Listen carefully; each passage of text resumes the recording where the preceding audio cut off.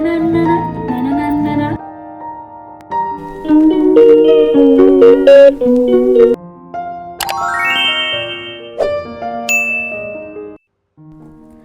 ನಮಸ್ತೆ, welcome back. ಎಲ್ಲರೂ ಹೇಗಿದ್ದೀರಾ? ಎಲ್ಲರೂ ಚೆನ್ನಾಗಿದ್ದೀರಾ ಅಂತ ಭಾವಿಸ್ತಾ ಮೊದಲಿಗೆ ನಾನು 2 ಟಿಫಿನ್ ಬಾಕ್ಸ್ ರೆಸಿಪಿಯನ್ನು ಶೇರ್ ಮಾಡ್ತಾ ಇದ್ದೀನಿ.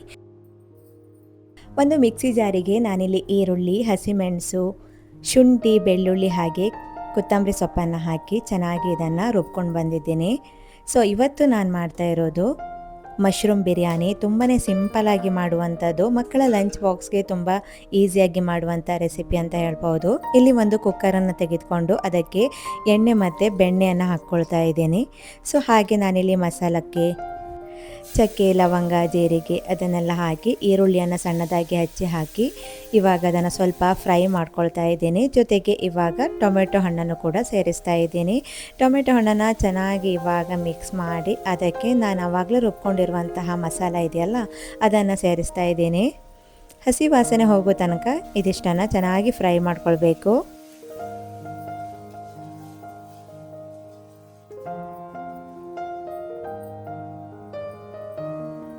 ಇವಾಗ ಇದಕ್ಕೆ ರುಚಿಗೆ ತಕ್ಕಷ್ಟು ಉಪ್ಪು, ಹಳದಿ ಪೌಡರ್ ಹಾಗೆ ಕಟ್ ಮಾಡಿಕೊಂಡಿರುವಂತಹ ಮಶ್ರೂಮನ್ನು ಕೂಡ ಇವಾಗಲೇ ಹಾಕ್ಕೊಳ್ತಾ ಇದ್ದೀನಿ.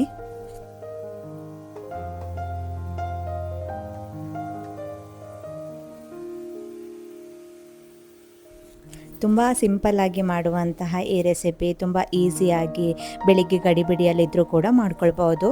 ಇವಾಗ ಮಸಾಲಕ್ಕೆ ನಾನಿಲ್ಲಿ ಅಚ್ಚ ಖಾರದ ಪೌಡರ್, ಧನಿಯಾ ಪೌಡರ್, ಜೀರಾ ಪೌಡರ್ ಹಾಗೆ ಸ್ವಲ್ಪ ಪುಳಿಯೋಗರೆ ಪೌಡರನ್ನು ಹಾಕ್ತಾ ಇದ್ದೀನಿ. ಒಂದು ಸ್ವಲ್ಪ ಟೇಸ್ಟ್ ಚೇಂಜ್ ಇರುತ್ತೆ ಅಂತ ಹೇಳಿ. ಇದ್ರ ಬದಲಿಗೆ ಗರಂ ಮಸಾಲ ಅಥವಾ ಬಿರಿಯಾನಿ ಪೌಡರ್ ಇದ್ದರೆ ಹಾಕಿದರೆ ಚೆನ್ನಾಗಿರುತ್ತೆ. ಹಾಗೆ ನಾನಿಲ್ಲಿ ರೈಸನ್ನು ಹಾಕಿ ಚೆನ್ನಾಗಿ ಇದನ್ನು ಮಿಕ್ಸ್ ಮಾಡಿ ವಿಸಿಲನ್ನು ತೆಗೆದುಕೊಂಡ್ರೆ ಬಿರಿಯಾನಿ ರೆಡಿ ಆಗುತ್ತೆ. ತುಂಬ ಈಸಿಯಾಗಿ ಮಾಡ್ಕೊಳ್ಳಿಕ್ಕಾಗತ್ತೆ ಅಂತ ಹೇಳಿ ಇದನ್ನು ಚಾಯ್ಸ್ ಮಾಡಿಕೊಂಡೆ. ಆ್ಯಸ್ ಯೂಸ್ವಲ್ ನೀರನ್ನು ನಾನು ಅಕ್ಕಿ ಎಷ್ಟು ತೆಗೆದುಕೊಂಡಿರ್ತೀನಿ ಅದರಷ್ಟೇ ಹಾಕಿದ್ದೀನಿ. ಸೊ ಇವಾಗ ತುಂಬ ಈಸಿಯಾಗಿ ಮಾಡಲಿಕ್ಕಾಗತ್ತೆ ಅಂತ ಹೇಳಿ ಇದನ್ನು ನಿಮ್ಮ ಜೊತೆ ಕೂಡ ಶೇರ್ ಮಾಡಿದೆ. ಸೊ ಇನ್ನೊಂದು ಕಡೆ ನಾನು ಬರ್ಗರನ್ನು ಮಾಡ್ತಾಯಿದ್ದೀನಿ. ಆಲೂವನ್ನು ಮೊದಲೇ ಬೇಯಿಸಿಟ್ಕೊಂಡಿದ್ದೆ. ಇವಾಗ ಅದನ್ನು ಸ್ಮ್ಯಾಶ್ ಮಾಡ್ಕೊಳ್ತಾ ಇದ್ದೀನಿ. ನಾಳೆ ರಕ್ಷಾಬಂಧನ ಆಗಿರೋದ್ರಿಂದ ಸ್ಕೂಲ್ ಕೂಡ ರಜೆ ಇತ್ತು. ಸೊ ಹಾಗಾಗಿ ಇವತ್ತು ಸ್ವಲ್ಪ ಸ್ಪೆಷಲಾಗಿ ಏನಾದರೂ ಕಳಿಸ್ಕೊಡೋಣ ಅಂತ ಹೇಳಿ ಇದನ್ನು ಟ್ರೈ ಮಾಡ್ತಾ ಇದ್ದೀನಿ. ತುಂಬ ಚೆನ್ನಾಗಿ ಬಂದಿತ್ತು. ಇದಕ್ಕೆ ನಾನು ಖಾರಕ್ಕೆ ಅಚ್ಚ ಖಾರದ ಪೌಡರ್, ಜೀರಾ ಪೌಡರ್, ಕೊತ್ತಂಬರಿ ಪೌಡರ್, ರುಚಿಗೆ ತಕ್ಕಷ್ಟು ಉಪ್ಪು, ಹಳದಿ ಪೌಡರ್ ಹಾಗೆ ನಾನಿಲ್ಲಿ ಚಿಲ್ಲಿ ಫ್ಲೇಕ್ಸನ್ನು ಹಾಕ್ಕೊಂಡಿದ್ದೀನಿ. ಜೊತೆಗೆ ನಾನಿಲ್ಲಿ ಕಾರ್ನ್ ಫ್ಲೋರನ್ನು ಬಳಸ್ತಾ ಇದ್ದೀನಿ. ಕೊತ್ತಂಬರಿ ಸೊಪ್ಪು, ಈರುಳ್ಳಿ ಎಲ್ಲ ಹಾಕಿ ಚೆನ್ನಾಗಿ ಇದನ್ನು ಮಿಕ್ಸ್ ಮಾಡಬೇಕು. ಬರ್ಗರ್ ಅಂದರೆ ಯಾರಿಗೆ ತಾನೇ ಇಷ್ಟ ಆಗಲ್ಲ ಅಲ್ವಾ? ಮಕ್ಕಳಿಗಂತೂ ತುಂಬ ಇಷ್ಟ ಆಗುತ್ತೆ. ಬೆಳಿಗ್ಗೆನೇ ಇದನ್ನು ಮಾಡ್ತಾ ಇದ್ದೀನಿ. ರೀಸನ್ ಬಂದು ಮಕ್ಕಳಿಗೆ ತಿನ್ನಬೇಕು ಅಂತ ಅನ್ನಿಸ್ತಾ ಇತ್ತು, ನನಗೂ ಕೂಡ ಸ್ವಲ್ಪ ಈಸಿ ಅಂತ ಅನ್ನಿಸ್ತು. ಸೊ ಹಾಗಾಗಿ ಇದನ್ನು ಮಾಡಿದೆ. ಸೊ ಇದನ್ನು ಇವಾಗ ಫ್ರೈ ಮಾಡಿಕೊಂಡು ಆಲ್ರೆಡಿ ನಾನು ಬರ್ಗರ್ ಬನ್ನನ್ನು ಆರ್ಡರ್ ಮಾಡಿದ್ದೆ, ಅದು ಕೂಡ ಬಂದಿತ್ತು. ಇವಾಗ ಇದನ್ನು ಫ್ರೈ ಮಾಡಿಕೊಂಡು ನಂತರ ಈಸಿಯಾಗಿ ಮಾಡ್ಕೊಳ್ಳಿಕ್ಕಾಗತ್ತೆ. ಫ್ರೈ ಒಂದು ಮಾಡಿದರೆ ಆಯಿತು. ನೀವು ಕೂಡ ಮನೆಯಲ್ಲಿ ಒಮ್ಮೆ ಟ್ರೈ ಮಾಡಿ. ತುಂಬ ಈಸಿಯಾಗಿ ಮಾಡುವಂತಹ ರೆಸಿಪಿ ಇದು. 2 ಕಡೆ ಆಯಿಲನ್ನು ಸ್ಪ್ರೇ ಮಾಡಿ ಚೆನ್ನಾಗಿ ಇದನ್ನು ಫ್ರೈ ಮಾಡಿಕೊಂಡ್ರೆ ಆಯಿತು.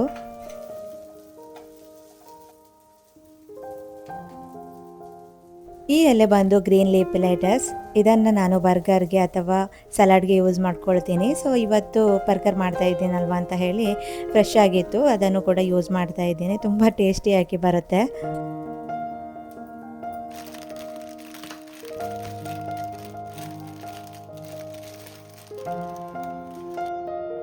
ಬರ್ಗರ್ ಬನ್ನನ್ನು ಸ್ವಲ್ಪ ಫ್ರೈ ಮಾಡಿಕೊಂಡ್ರೆ ಕ್ರಿಸ್ಪಿಯಾಗಿ ಬರುತ್ತೆ ಅಂತ ಹೇಳಿ 2 ಕಡೆ ಫ್ರೈ ಮಾಡ್ಕೊಳ್ತಾ ಇದ್ದೀನಿ.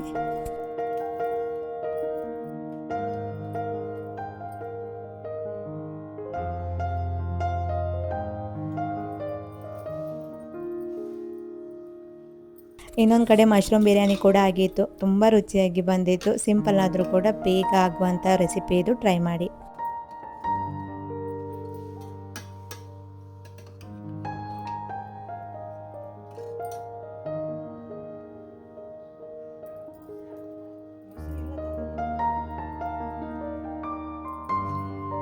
ಮೊದಲಿಗೆ ಇದಕ್ಕೆ ಸಾಸನ್ನೆಲ್ಲ ಹಚ್ಚಿಬಿಟ್ಟು ಟೊಮೆಟೊ, ಈರುಳ್ಳಿ ಹಾಗೆ ಲೆಟಸ್ ಮತ್ತು ನಾನು ಆಗಲೇ ಫ್ರೈ ಮಾಡ್ಕೊಂಡಿರುವಂಥ ಆಲೂ ಕೂಡ ಬಳಸಿ ಬರ್ಗರನ್ನು ಮಾಡಿಕೊಂಡೆ.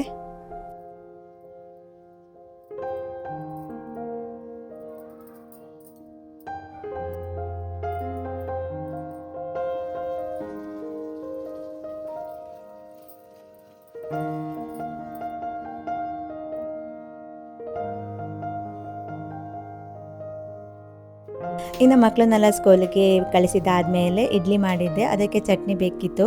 ಸೊ ಹಾಗೆ ಇಲ್ಲಿ ಕಾಯಿ ಸುಳಿ ತೆಗಿತಾ ಇದ್ರು. ಸೊ ಹಾಗೆ ನಿಮ್ಮ ಜೊತೆ ಇದನ್ನು ಶೇರ್ ಮಾಡೋದಕ್ಕಿಂತ ನನಗೂ ಕೂಡ ಒಂದು ಮೆಮೊರಿ ಆಗುತ್ತೆ ಅಂತ ಹೇಳಿ ಶೂಟ್ ಮಾಡಿಕೊಂಡೆ. ಏನಪ್ಪ ಅಂತ ಹೇಳಿದರೆ, ಒಂದು 10 ವರ್ಷದ ಹಿಂದೆ ನಮ್ಮ ಮನೆಯಲ್ಲಿ ಒಂದು ಕಾಯಿನ ದೇವಸ್ಥಾನದಲ್ಲಿ ಸನ್ಮಾನ ಮಾಡಿ ನಮಗೆ ಕೊಟ್ಟಿದ್ರು. ಅದರಿಂದ ಬೆದೆ ಬಂದಿರುವಂಥ, ಅಂದರೆ ದೇವರಿಗೆ ಪೂಜೆ ಮಾಡಿ ಬೆದೆ ಬಂದಿರುವಂತಹ ಕಾಯಿಯನ್ನು ನಮ್ಮ ಹೋಟೆಲಲ್ಲಿ ನಟ್ಟಿದ್ವಿ.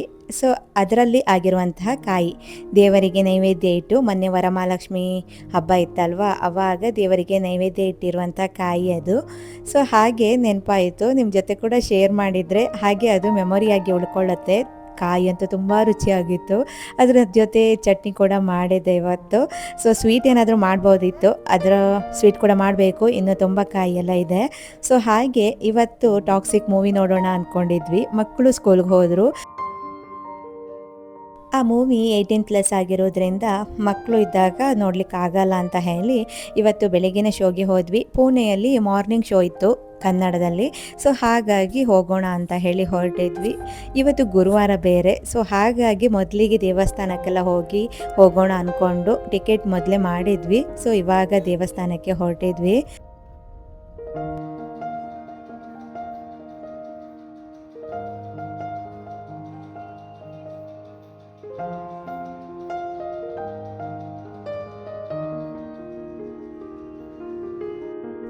ಸ್ವಾಮಿ ಸಮರ್ಥ, ದತ್ತಾತ್ರೇಯ, ಇವಾಗ ರಾಘವೇಂದ್ರ ಸ್ವಾಮಿ ಟೆಂಪಲ್ಗೆ ಬಂದ್ವಿ. ಒಂಥರ ಪಾಸಿಟಿವ್ ವೈಬ್ ಇಲ್ಲಿ. ಸೊ ಇದರದ್ದು ಒಂದು ಪವಾಡನೂ ಕೂಡ ಇದೆ, ಹೇಳೋಣ ಅಂದ್ಕೊಳ್ತೀನಿ. ಈ ವಿಡಿಯೋ ಕೂಡ ದೊಡ್ಡದಾಗ್ಬಿಡತ್ತೆ, ಬೇಡ, ಇನ್ನೊಮ್ಮೆ ಯಾವುದಾದ್ರೂ ಟೈಮಲ್ಲಿ ಹೇಳ್ತೀನಿ. ಸೊ ಅಲ್ಲಿಂದ ಪೂಜೆನೆಲ್ಲ ಮುಗಿಸಿ ಇವಾಗ ನಾವು ಬಂದಿರೋದು ಮೂವಿ ನೋಡಲಿಕ್ಕೆ. ಮೂವಿ ಬಗ್ಗೆ ಹೇಳಬೇಕಂದ್ರೆ ಯಶ್ ಆ್ಯಕ್ಟಿಂಗ್ ಅಂತೂ ತುಂಬ ಚೆನ್ನಾಗಿತ್ತು. ಸ್ಟೋರಿ ಮಾತ್ರ ಸ್ವಲ್ಪ ಡಿಫ್ರೆಂಟ್ ಆಗಿತ್ತು ಅಂತ ಹೇಳ್ಬೋದು. ಕೊನೆಗೆ ಒಂದು ಸ್ಮೈಲ್ ಬರುತ್ತೆ, ಹೋಗಿ ನೋಡಿ, ಅದ್ರ ಬಗ್ಗೆ ಹೇಳಲಿಕ್ಕೆ ಆಗೋದಿಲ್ಲ. ಸೊ ಹಾಗೆ ಅಲ್ಲಿಂದ ಮನೆಗೆ ಬರಬೇಕಾದ್ರೆ 1 ಗಂಟೆ ಆಗಿತ್ತು. ಊಟದ ಸಮಯ ಆಗಿರೋದ್ರಿಂದ ಒಂದು ಆಂಧ್ರ ಸ್ಟೈಲ್ ಊಟ ಇತ್ತು, ಅಲ್ಲಿಗೆ ಹೋಗಿ ಊಟ ಮಾಡಿದ್ವಿ. ಓಕೆ ಇತ್ತು. ಅಲ್ಲಿಂದ ಮನೆಗೆ ಬಂದು ನೋಡುವಾಗ ಒಂದು ಪಾರ್ಸೆಲ್ ಕೂಡ ಬಂದಿತ್ತು. ನಾಳೆ ರಕ್ಷಾಬಂಧನ ಆಗಿರೋದ್ರಿಂದ ಅವಾಗವಾಗ ಗಿಫ್ಟ್ ಬರ್ತಾನೆ ಇರುತ್ತೆ. ಸೊ ಇವತ್ತು ಈ ಗಿಫ್ಟ್ ಬಂದು ಅತ್ತಿಗೆ ಕಳಿಸಿರೋದು. ಪ್ರತಿ ವರ್ಷ ಅಣ್ಣನಿಗೆ, ಅಂದರೆ ನನ್ನ ಹಸ್ಬೆಂಡ್ಗೆ ಕಳಿಸ್ತಾ ಇರ್ತಾರೆ. ಸೊ ಈ ವರ್ಷ ಏನು ಕಳಿಸಿದ್ರು ಅಂತ ಹೇಳಿ ನೋಡ್ತಾ ಇದ್ದೀನಿ. ಈ ವರ್ಷ ಬಂದು ಅವ್ರು ಕಳಿಸಿರೋದು ಬ್ಯಾಗ್ ತುಂಬ ಚೆನ್ನಾಗಿತ್ತು. ಹಾಗೆ ನಾಳೆ ನಮ್ಮ ಮನೆಯಲ್ಲಿ ಇಬ್ಬರು ಅಣ್ಣ ತಂಗಿ ಇದ್ದರು, ಅವರಿಗೋಸ್ಕರ ಕೂಡ ಒಂದು ಆರ್ಡರ್ ಮಾಡಿದ್ದೆ, ಅದು ಕೂಡ ಇವತ್ತು ಬರುತ್ತೆ. ಬಟ್ ಈ ವಿಡಿಯೋನ ಇಲ್ಲಿಗೆ ಎಂಡ್ ಮಾಡ್ತಾ ಇದ್ದೀನಿ ಈ ಗಿಫ್ಟ್ ಜೊತೆ. ಸೊ ಬಿಗ್ ಆದರೆ ನಿಮಗೂ ಕೂಡ ನೋಡಲಿಕ್ಕೆ ಬೋರ್ ಆಗ್ಬೋದು, ಮತ್ತು ಮುಂದಿನ ವ್ಲಾಗಲ್ಲಿ ಅದನ್ನೆಲ್ಲ ಶೇರ್ ಮಾಡ್ತೀನಿ. ಸೊ ಬ್ಯಾಗ್ ಅಂತೂ ತುಂಬ ಚೆನ್ನಾಗಿತ್ತು. Thank you. ಹಾಗೆ ಇವತ್ತಿನ ಈ ವಿಡಿಯೋ ಇಲ್ಲಿಗೆ ಎಂಡ್ ಮಾಡ್ತಾ ಇದ್ದೀನಿ. ಇವತ್ತಿನ ಈ ವಿಡಿಯೋ ನಿಮ್ಗೆ ಏನಾದರೂ ಇಷ್ಟವಾದರೆ please like, share and comment. Bye bye. Thanks for watching.